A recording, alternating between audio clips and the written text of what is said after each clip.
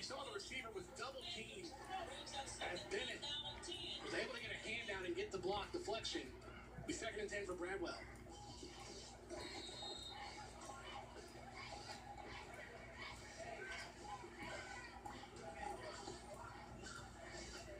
So Gilbert, the second-year starting quarterback for Bradwell, 6'2", 185, the senior pocket passer. We saw some movement on the offensive line, and that'll move it back. You saw how Bradwell switched out running backs. Dante Jones in the backfield lined up next to Gilbert. And you wonder how many plays you'll see Kevin Harris. And take a look. I mean, on the center right there. It was the center. Maybe. Let's take a look. Yeah, it was the center. All right, so moving back. This is 2nd down and nearly 15 yards here, about 3.5 minutes into the first game of the season for Liberty County, second game for Bradwell. And then it's number 2, Dante Jones in the backfield, flanking Vincent Gilbert. And they'll pitch to Jones along the outside. Cuts upfield, Liberty defense there to gobble him up, gain of maybe 3 yards. It'll still be 3rd down and a little more than 10. They had a linebacker blitzing on the right side, able to help prevent a big play for Jones. Only able to get about 3 yards. Toss to the left side, and great hustle by the defensive line, able to get there and get a tackle from behind. Harris is back into the game on the left side of your screen, but they probably won't go to him on 3rd down and 12 yards. Gilbert will look to throw. Down the middle of the field again, it's Tristan Collins. He is wide open. It's a foot race. 20 yards to go. And Bradwell responds with a touchdown. But a flag is down at the 30-yard line.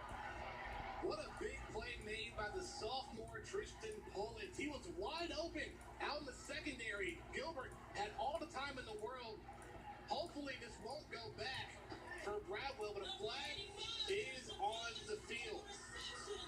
And here's the replay. Look at the timing that Gilbert had in the pocket, was able to let it fly to a wide open Collins. Well, actually, I take this back. The referees are putting this ball down at the 1-yard line. They're saying he did not score a touchdown despite the early call. And you saw his foot just go right out of the zone, out of the field. So it appears they will call this back and put it on the goal line, or the 2-yard line to be specific. Nonetheless, a big play for Bradwell on their first offensive possession to counter the rushing touchdown scored by Liberty County. 1st down and goal from the 2.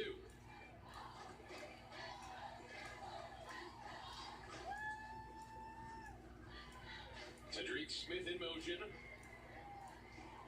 He'll give to Harris, and he is stopped at the defensive line by Liberty County.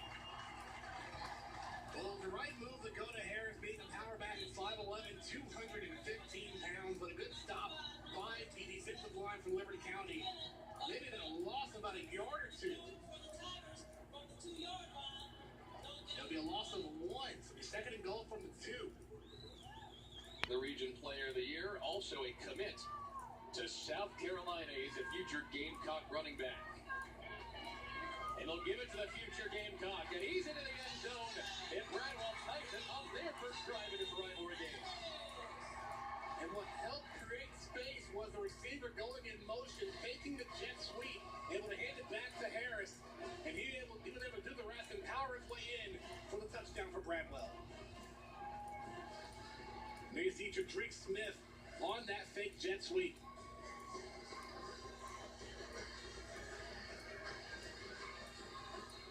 I have a feeling, Greg, that we may be in for a high-scoring game as both teams on their first possessions were able to score. What you and I were saying before this game, Danny, is Kenneth Lockhart puts it. Well, we graduated, all the skilled players return. We thought this might be an offensive showcase. And it turns out it is. Seems like it'll be a false start on the kicking team, so they'll go 5 yards back for the PAT. They're saying it's another false start on Bradwell's line.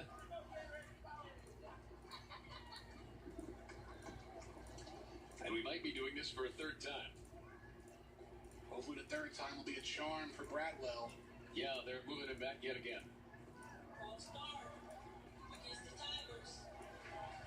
So all of a sudden, this is nothing for him.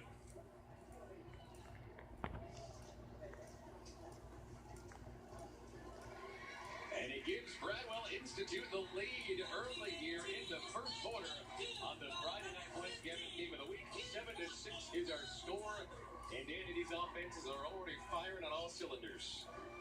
And we've already seen how effective Kevin Harris was and how that ankle's holding up for him. He did get a full week's rest, so he may be about 60-70%, even though he didn't practice. But you see the frame, 5'11", 200 college collegiate football. You sometimes have to play hurt. So it's something he may have to be accustomed to in his road to recovery. And I think it might be a different story, Danny, if he was playing a non-region game against a team like last year, like Jenkins, or another team. But this rivalry game in a town where football means so much, and you can play, you play. Every day in football, basketball, track and field, these guys compete against each other just about in every season. So Lockhart, after nailing the long PAT after two falls, starts his shift. Jaleel Gilbert to return from the goal line.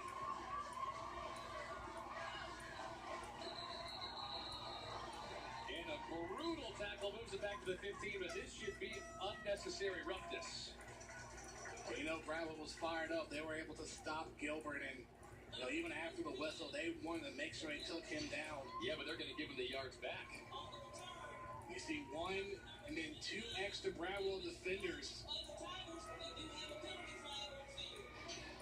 Romero Smalls, number 26, will get with.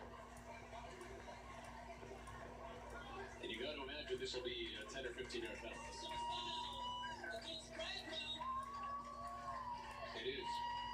15, 16-yard line. So now Liberty County's going to have a possession all the way up to the 37, or 36, I'm sorry.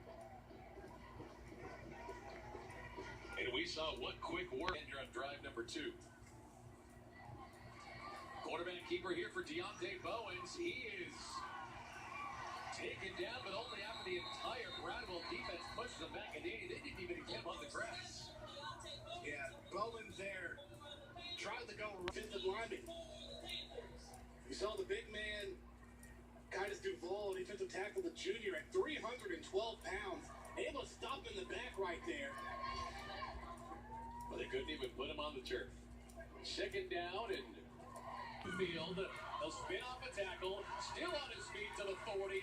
Nearly to the 45. That will bring up third down and 2 yards. That's the pure athleticism that we're talking about from Liberty County. This time, Bowens was able to make a terrific spin move out of the tackle. And a passer. He also did run for 550 yards, and he ran for 6 touchdowns. So he is a true dual threat quarterback. Third down and 3. Up the middle he goes, and this is Coleman. Cuts again, across the 50, and one more, and he would have been gone again. Through, get a couple more yards. The first down for Liberty County. Stiff arms 1. Taken down by 2. Tackling for Bradwell so far looking like a real weakness early in this game. New first down and 10. And Bowens off play action again. Down the middle of the field. It's Coleman. He's inside the 30. That's a gain of nearly 20 yards. That's always an option for the quarterback. When you have a spread option, you got 3-4 receivers down the field. You can always look at our running back going 10 yards and possibly curling. And that's what happened right there with Coleman. Had all the space in the middle. The secondary came in for the tackle. Nice tackle made by Marquise Leach. Marquise Leach, a guy who had a pick 6 that sealed the game last year for Bradwell against Liberty County. Might recognize the name from that. New first down and 10 for Bowens. This offense is rolling. They give to Coleman again, cuts back, and he's trying to get the angle. Only partially gets it, tears out of bounds, striking at 2 yards. And that may have been a bad play on behalf of Liberty County. You saw both the running backs kind of bump heads there before the handoff. Little miscommunication. So again, tackling for Bradwell. Liberty County, it's not like these are power running backs. These are all fast, slippery, agile guys. Yeah. And also, you don't know the State middle linebacker K-Ron Mason. It's a holding call on the field. 75. That was Deshaun Harris. So now push back. Second down and long. Second and 15. Owens on the keeper. Cuts back upfield. Couple guys to bring him down to the 25. One or two passes so far in the first quarter. And Bradwell suddenly will call a timeout on the field, although I guess that's a little bit surprising. Well, folks, we are just getting started here on the Friday Night Blitz coverage tonight on WSAV. We got a great handful of games for you. Of course, this will be our premier matchup on the Friday Night Blitz, but a couple other big games, most notably Stratford Academy and Savannah Country Day. Those are two teams that play each other in the playoffs all the time.